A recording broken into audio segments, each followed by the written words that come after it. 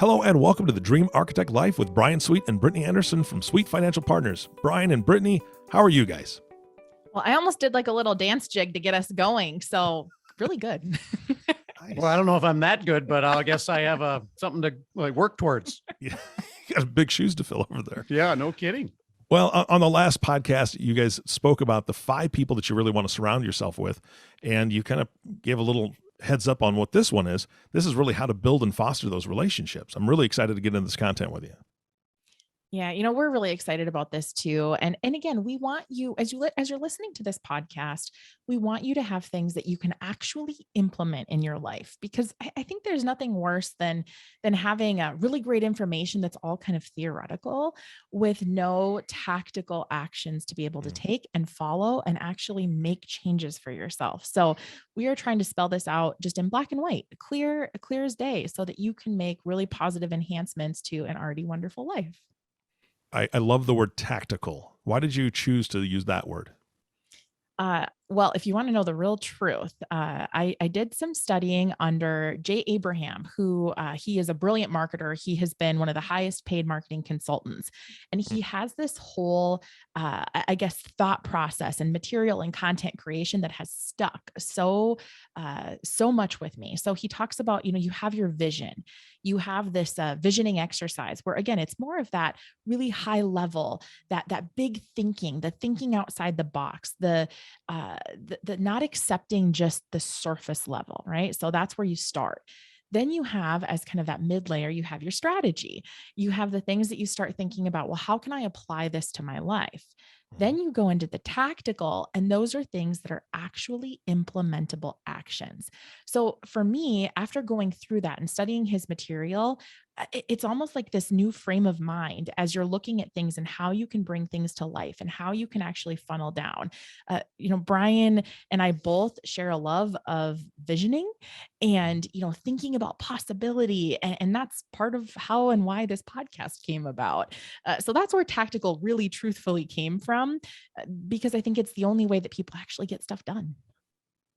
I agree. I think that any goal setting for in any part of your life, action items are the big piece of it. So I love that. Bryan, let's talk about that. So how do you do that in this case when you're talking about fostering relationships, building them up, or helping yourself to find better relationships? I don't know if that's even a way I want to put that, but I think that's what we have to do a lot of times. Yeah, well, last podcast we talked about, you're the product of the 5 people you hang around the most. And so just being conscious of who those 5 are and what are the steps needed, or those tactical items that if you're not looking at those 5 people as being the 5 people maybe you should be spending the most time with, what are some of the tweaks or changes that you could do to be able to get to, more ideal scenarios? And I think one of the things that we've helped create, which I'll actually let Brittany explain, is a little system where you can kind of rate the people that you spend time with on little different topics, so that you can ask yourself, these are the important criteria. How would you rate those people that I'm currently spending a lot of time with in each of those areas? And then what areas do I want improvement in? And then who would be the people that I could get that from so that I can improve or, get those extra benefits? So I'll turn it over to Brittany and let her kind of share her little magic here. Yeah. So the thing I want to say to preface this before we go into the actual exercise is this is not an exercise of judgment. Okay. This is strictly looking at contribution to your life and positive impact. So what you can do is you can start by listing out 5 people in your life that you tend to spend the most time with. This could be a spouse, maybe a parent, maybe a kid, a great friend, coworker, really just kind of open it up. Think truly who you currently spend the most time with. Not who you want to spend the most time with, but who you currently spend the most time with. And then what you do is you think on a scale of 0 to 10 10 being the best, 0 being the least impactful in a positive way. Okay. So what you're looking at here is rating each of these 5 people on how they positively impact your life. And the thing that I like to think about here is, let's say you are in a social setting and you meet somebody who knows a mutual friend of yours, so somebody that you spend quite a bit of time with, and this person who you just met goes, oh my gosh, you remind me so much of John. And you stop, and if your gut sinks to the floor thinking, oh my gosh, I am perceived as being like John, that's horrible. But if on the flip side, somebody says that and you start to glow and you're like, oh my gosh, that feels really good. And that's such a compliment. That's a really good way to start thinking about contribution. So if you were to be said to be like somebody, and you cringe, that person may not get a very good rating on this scale. So again, you're sitting there, you're marking down, how does that person positively contribute to your life on a scale of 1 to 10? And then what you can do from there is you can start deciding, how can you actually start to step away from the people that fall on that lower end of the scale. There's different things you could do. Like maybe you're just, conveniently busy. That's not necessarily the way that I would personally approach it. There's also the way that you can have very honest conversations, and you don't have to say, well, I think you're kind of a jerk, so we're not going to hang out anymore. But you could say things like, I really am pursuing some big things in my life right now, and I've got to stay upbeat and focused and just head down in that direction. So if I'm kind of unavailable these days, it's because this is what I'm focused on and this is what I'm doing. So it's allowing yourself to be transparent in your pursuits without putting that person down. Because again, as we said in the last episode, it doesn't mean that these people are bad human beings. It just means that you maybe shouldn't be spending your time with them. And you have to do that honest, fair assessment to decide how they contribute to your life. So I don't know, Bryan, if you want to add anything there. Well, I think that one thing you have to be really conscious of is what the response is, depending on what you say to those people, because they might give you the guilt play a little bit, and you just need to know like how to accept it, what to do from that point. Because if somebody, their whole life is because of, you getting to spend time with them, and all of a sudden you're going to pull back, that may not be what they want to hear. And so you just need to have the confidence and understand you're making this decision or you're making this change for your benefit. Absolutely. Because life's all about where you want to go and what your dreams are. You're not going to hurt anybody, and it's absolutely okay to say no or to make changes, but you need to be in control of that and not let them give you that guilt trip. Because believe me, it will happen if you actually do this exercise, which I'd highly recommend everybody do that. And I think that's maybe the biggest deterrent where people would fall back into a bad behavior, is by having somebody give them that guilt trip. Well, I love the fact, Brittany, that you used the word judgment. You started off by saying this isn't judgment. And I think that as a human race, I don't know, just my opinion, but lately, a lot of things, if you have an opinion or you just are able to observe reality, then that's judgmental.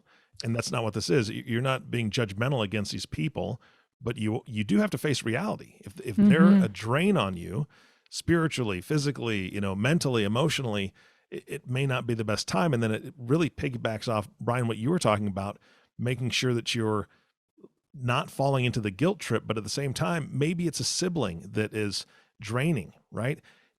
I think this strategy would help you actually be more intentional about the time you spend with them, and being able to kind of gear yourself up. Okay, I know that they're going to bring a lot of drama to the table, but I'm prepared for it. I'm ready for it. You can spend that time and be a positive influence on their life still, which you want to as a sibling or somebody who's a close friend, but you don't have to subject yourself to the constant barrage of emotionally draining conversations or whatever that is, whatever you're trying to avoid from that.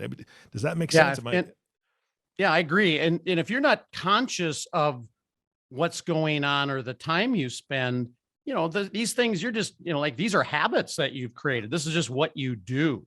So it's an intentional act that you need to do, but it's so beneficial. And if you really spend a couple of minutes focusing on this, you will be surprised that there's definitely going to be one or two people that you're, spending a lot of time with today that probably not the best use of your energies and time today. So, and I don't know if this is the appropriate time, but it makes me think of, your past and maybe, some people that were in your life that, Mhm. maybe weren't the most positive and now they're not there anymore. But anyway, Yeah, it's funny. I was actually recently interviewed on a podcast. It's called The Lion's Guide. Dale Walls runs it. Great podcast. I think if you're listening to this, you should check it out. But we got to talking about this topic and people.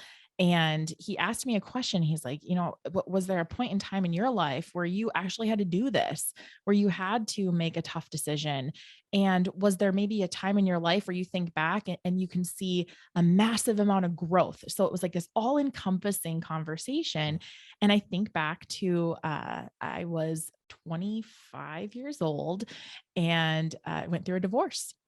And that's not something that I'm real excited that happened at the time, but I look back and it's one of those instances where I think back, and if you're doing this assessment on who's contributing versus not contributing to your life in a positive way, the Brittany that I was back then was somebody who made myself small so that I fit into somebody else's mold. And I look at who I was then and who I am now. I mean, that was one of the hardest decisions I had ever made in my life. I mean, it was a roller coaster of emotions. It was not easy. It was not fun to go through by any stretch of the imagination. But it's one of those moments now looking back that I am so stinking grateful for. Not because it was fun going through, but because of the catalyst that was for my life. And there was this moment in time where I literally just sat there and went, who am I? And is this really the person that I want to be for forever? And the answer was heck no. So again, I think you guys both bring up that word intentional and intentionality. And if I would not have had that moment of clarity in my life where I sat there and said, this is not what I want. It's not who I am. It's not the path and the life that I want to lead for forever. If I wouldn't have sat down and actually thought about it, I can pretty much bet you that I would have still been in that situation. I would not be sitting here doing this podcast today. I would not be just in the position in life that I am now. So again, I share that. And I know that everybody listening to this can relate in some capacity. Divorce rates, 50% of marriages end in divorce. I am not alone. Yeah. You think about, difficult decisions, you think about family. I mean, my gosh, I've had some roller coaster rides in my family and times where I've had to make really, really tough decisions to limit or eliminate my time completely with people that it was really tough to do that. So again, I know that I'm not the anomaly here and I'm not alone in this. And there's so many people that you have to make difficult decisions. But if you can keep one thought in mind, and that is, what will make you live a fulfilled and happy life? And how can you be an example to those around you? Whether it's kids, coworkers, team members, whatever, how can you be on that path? So yeah, Bryan, I think it's true. We all have those stories. yeah. And Brittany is such a great example of what can happen when you make those right choices. Her growth and what she's accomplished and whatnot is just unbelievable. Exceptional is the word that comes to mind. But it just proves a point that little things like that and changing key relationships can alter the whole path of your life. And you don't realize it at the time, but you got to be intentional about it. Like, who are you hanging out with and what are they doing to my psyche? And are they helping me become the person and go to the places that I want to be in my life? We only get one shot at this. And if the people on your team aren't the ones that are going to help you take the right train to the right station, You might want to stop at that next stop and let a few people off and let some new ones on and keep moving forward. Well, I want to talk in a minute because I know that you have strategies for the right people, to surround Mhm. yourself with the right people as well. But I also want to give the audience a little glimpse into Eric's brain. Brittany, when you said you felt like you had to make yourself small to fit into that relationship, the other person's idea of it, the first thing I thought of was watermelons. Just so Mm. you know, I don't know if you guys have seen this, but have you seen the square watermelons? No, now I'm So curious. yeah, so they're watermelons that are a perfect cube or a rectangle, I think is actually what they are, but square sides. And the reason they are grown that way is because as they develop, they put them in these square Boxes. boxes, Wow. and that's how they grow. So that's all the further they can grow. And that's not because of what the watermelon wants. It's because of who the grower is and what they want. They want square Mm. watermelons, so they make them fit into this box, and they Oh my don't let them God. grow past that box. What a Uh, great analogy. And whose box are you fitting in? Yours or somebody right? else's? Wow. Well, and I mean, Eric, you just made me, I mean, I could go on a major tangent here, but one thing that you made me think about too is I think that every single human being has moments in their life like of purpose, right? Like you're here for a reason. And people have talents within themselves that are simply untapped because they haven't allowed themselves to get out of that box.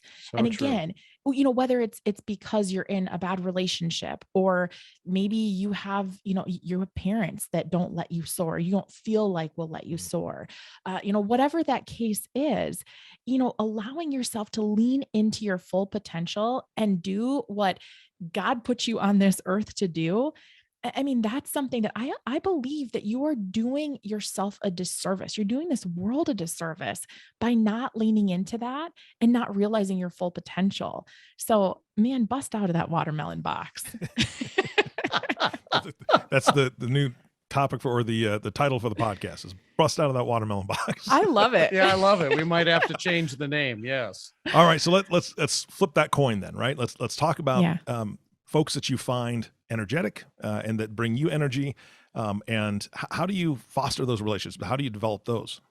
Yeah. So I think a great place to start, and this is another exercise that you can absolutely do and you should do, is take out a piece of paper and write down 5 people who you admire. What characteristics about them do you admire? And really start looking at and paying attention to some of the themes that you may realize or encounter or come across.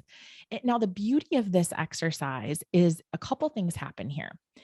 Number one, typically you tend to mirror some of those characteristics. So, those are things maybe about yourself that you love, but you don't have maybe the awareness or the intentionality to say, okay, I admire Bryan because of his vision and his energy and excitement for the future. When I sit down and really do a self assessment and analysis, those are characteristics within myself that I love too. So sometimes it's hard for people because we kind of, again, it's that whole thing of making yourself small. Like you don't want to appear egotistical or boastful or anything like that. So it's hard to pull out and point out the characteristics about yourself that you love. So that's one thing that happens. The other thing that tends to happen is those can be characteristics that you really want to build upon in yourself. Right. So those are things that you maybe want to sharpen the Mhm. pencil per se within yourself. So that's a really great exercise. And Bryan, I know we've done things like this before where we've looked at, who Mhm. are major contributors. So to put you on the spot here a little bit, I would love for you to share maybe 1 or 2 people in your life that have really been massive contributors, but who you really admire and whose characteristics you admire. Interesting. The last podcast I mentioned the 3 benefits of hanging around the right people. One is achievement, 2 is attitude, mindset, and the third is help with relationships. And, as far as like an achievement, the first one that came to mind when you said that was there's a gentleman by the name of Dick Averett, who years ago we were at a conference, and it was kind of after everything was done, and we were sitting outside somewhere. I don't remember where exactly we were at, and having I think a cigar. He loves cigars and a cocktail. And, he looked at me and he said, Bryan, I always wanted to tell you that you have the ability to be one of the top financial advisors in the company. And I just wanted to let you know that. And literally within the year, we were in the top, it's called the Chairman's Council back then. And I think just him giving me permission to be as good as I could be was all it took.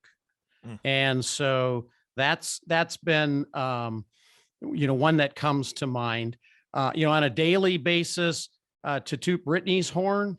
I get motivated, uplifted. The reason I'm still here and working is because we're building something amazing and we think alike and we want to take it to the next level. And she just keeps me energized and wanting to build that because we see what that can do for people and the help we can get and the magnitude of thinking different and what effects it'll have on people. So those would be a couple quick ones. Oh, thank you.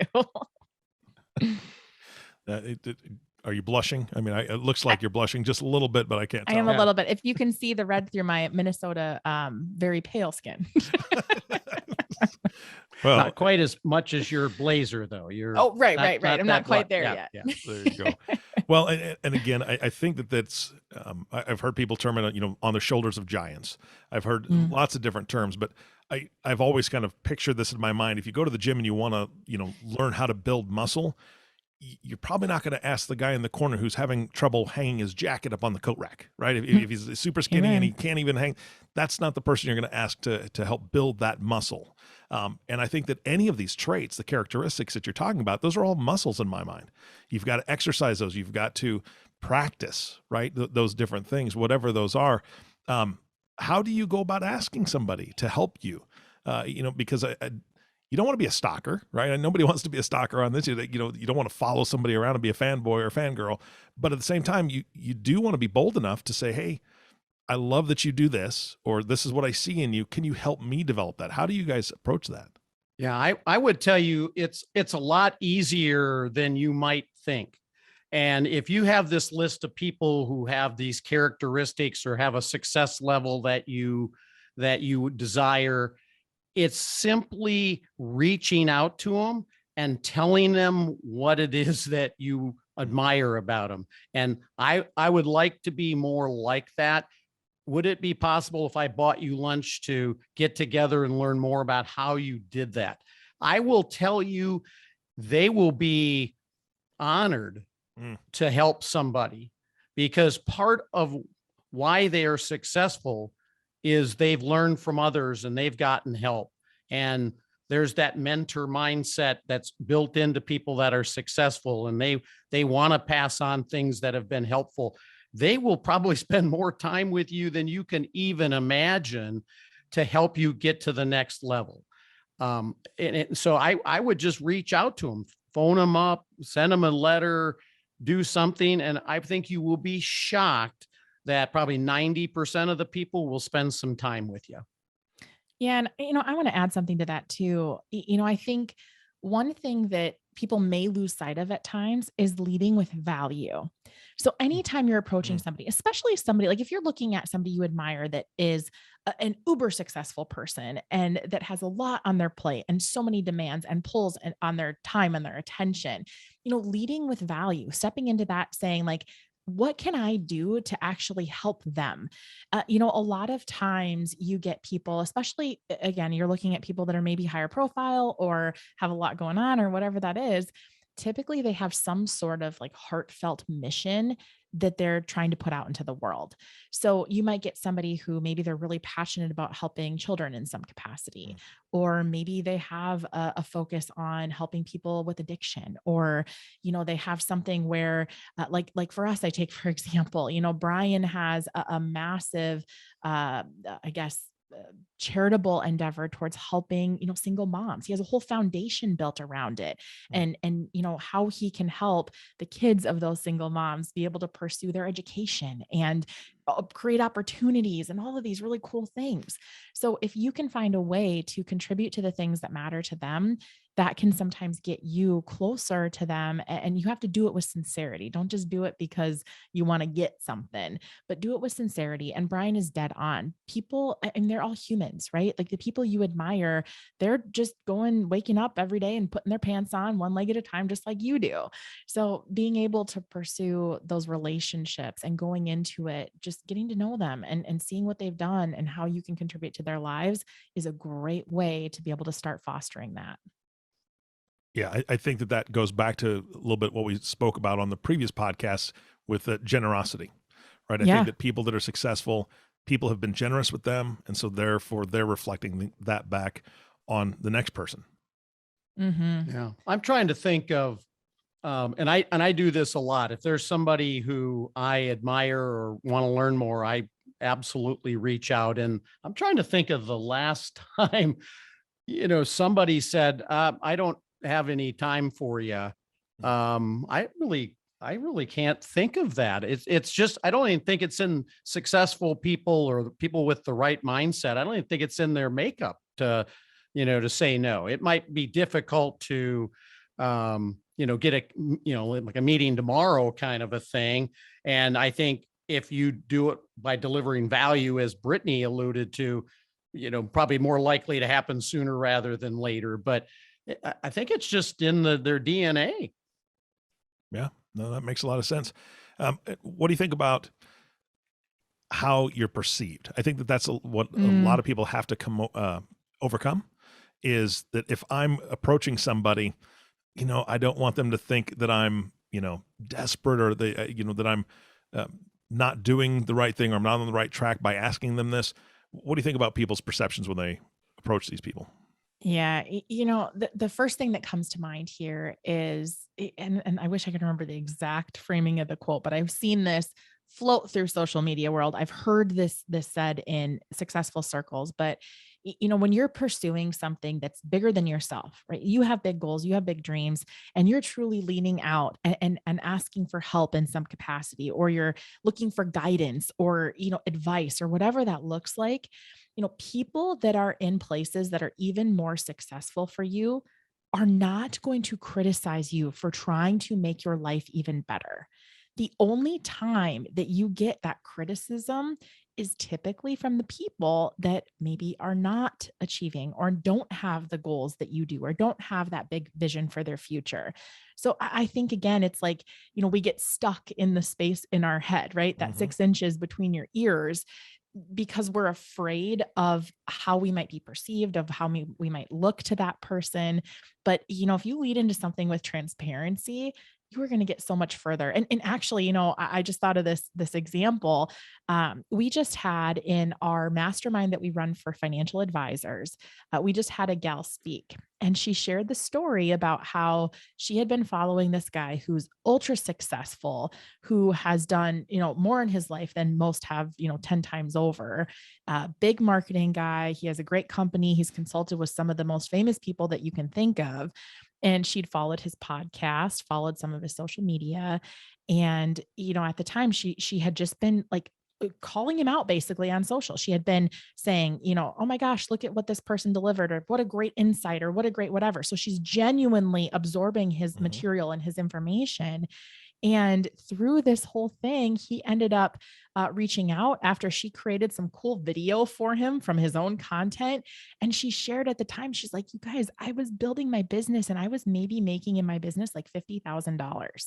And this person who had done things that I could only dream of wanted me to consult on with him, right? Like wanted me to be an advisor to him on some of the things he was working on. So I think about that story and how amazing that is, and how, people oftentimes want to maybe not come to complete light with where they're at in their careers, or where they're at with their endeavors, or, the success they do or do not have. But again, people who have already achieved, they're not going to judge you for trying. They're not going to judge you for pursuing, as long as it comes from a place of sincerity.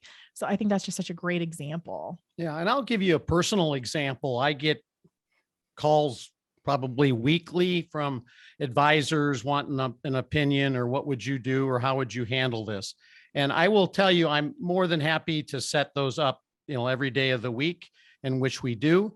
I will tell you, the only pet peeve I would have, and I would imagine others would, is if you give somebody some really good advice and you take your time to explain what it is that they should do, and they don't take your advice and implement it, then I get a little frustrated, and they probably won't get another, opportunity to call me again if they, just are picking my brain and don't actually do something to get better.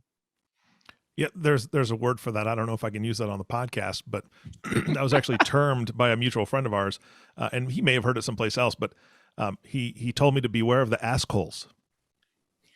Yeah. They That's ask. well said. Yes.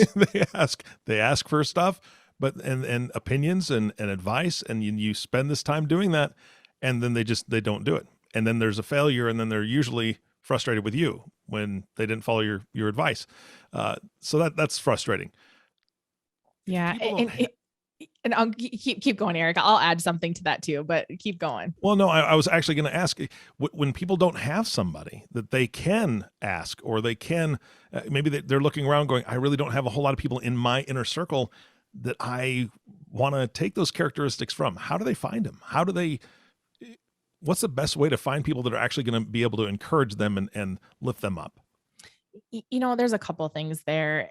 Number one, that's one thing with us, when we're talking to, or talking on this topic, and we're talking to our clients and we're talking to prospects, I mean, that's something that we have as part of the conversation. Like, if you don't have somebody that's going to get excited about your future and get excited about your goals and dreams, we're here. Like, this is the kind of stuff. I mean, Bryan can attest to this. He'd sit and talk to somebody all day long about their big dreams and their big goals and the things they want to achieve, because that's fun and that's exciting. And that's, a heck of a lot better conversation than talking about returns or the markets or whatever. Obviously that's part of our job and we do it, and that's all fine and good. And we have talented people in those positions, but the true energizing conversations are the ones that are focused on that.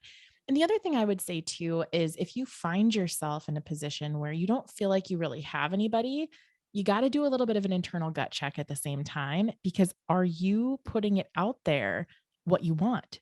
Right? Are you actually talking about your dreams, talking about the future with the people in your life? Because maybe you just haven't voiced it yet, right? The universe has a funny way of, if you're not clear with what you want, or you're not putting it out into the world, it's really, really hard for that to kind of align around you in the way that you want. The other thing too, and this goes back to the ask hole comment, but I want to just say too, I think sometimes people, they don't take action out of fear. Mm-hmm. And that's a point that I think is really important to pull out of that. I think sometimes they get this advice, but they all of a sudden they get off the phone then, or, you get off your Zoom call, or you leave your meeting or your lunch, whatever you had with this person, and you start that negative self-talk. Mm-hmm. And all of a sudden you start getting in your own way, and you're like, oh, well, gosh, yeah, he advised me on that, but I'm not as smart, talented, have the right people, right network, et cetera, and so forth. And all of a sudden you're talking yourself out of something, when in reality, you're just as capable as that person and the person that gave you advice. So, and we're going to get into this in the next couple episodes about really getting out of your own way.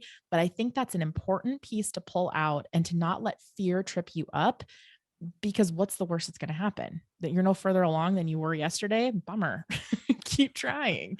Yeah. So I think that's just something that I wanted to touch on. Yeah. And really true, Brittany. I mean, when I alluded to one of my pet peeves is giving people advice and then they not implement it. But that's, if they don't, a lot of times it's exactly that, they're fearful, and, they haven't got the team, and they haven't got this, that, and the other thing. Well, I didn't start with any of that either. And we developed it. So, if I can do it, anybody can do it.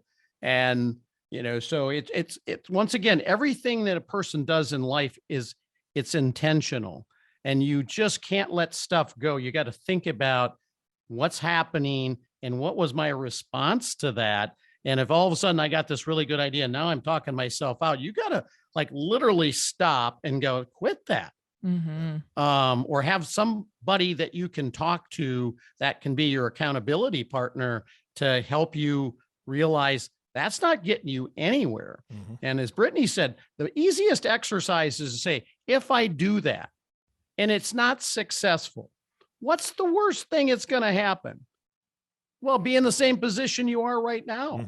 But what's the best thing that could have happened? Gee, it worked really well. And now I'm able to move forward and more successful in that particular aspect. Gee, that's probably a good trade-off. Nothing the same or, those would be pretty good odds in Vegas, actually, I think. Yeah, absolutely. Well, I know that we're running out of time. Are there any other closing thoughts for today's podcast? I'm really excited to get into the next podcast now that you've kind of given us a preview, Brittany. Yeah, the only thing I would say is that if you don't remember everything that we just talked about with exercises, a really simple way to get access to these tools, not have to create them yourself, just go to mysweetfinancial.com. That's that retirement readiness toolbox. And it is called retirement readiness because we deal primarily in our business with retirees, pre-retirees, but these tools are relevant to anybody and are especially important anytime you're looking at navigating major transitions in life. So again, I use my example with divorce. Maybe that's something that's on your plate right now, right? This is a great time for you to go and reassess the people in your life and who you want to pursue going forward. Anytime you're making a big change, you're going into retirement, you're empty nest, you're, moving to a different part of the country, a different part of the world, really looking at who you're going to spend time with, how you're going to spend your time, and what fills your cup and gives you energy. So mysweetfinancial.com, really easy, free access. We want to be able to put those tools out to as many people as possible. Perfect. Bryan and Brittany, thank you so much for your time today again. Awesome. It's our pleasure. Yeah. Thanks, Eric. It's been great. Again, you guys are so generous, and that keeps on getting reflected in this podcast, but I truly do appreciate it. And of course, we do appreciate you as well, the listening audience. Thank you so much for tuning in and listening to the Dream Architect Life podcast with Bryan Sweet and Brittany Anderson. If you have not subscribed to the podcast yet, please click the subscribe now button below. This way, when Bryan and Brittany come out with a new podcast, it'll show up directly on your listening device. This makes it really easy to share these podcasts with your friends and family. And as you're making those lists, think about the people that need to hear this podcast, need to be uplifted by the positive message that these two bring to you every other week. Thank you again for listening today. For everyone at Sweet Financial Partners, this is Eric Johnson reminding you that possibility comes to those who create it. And we'll see you next time.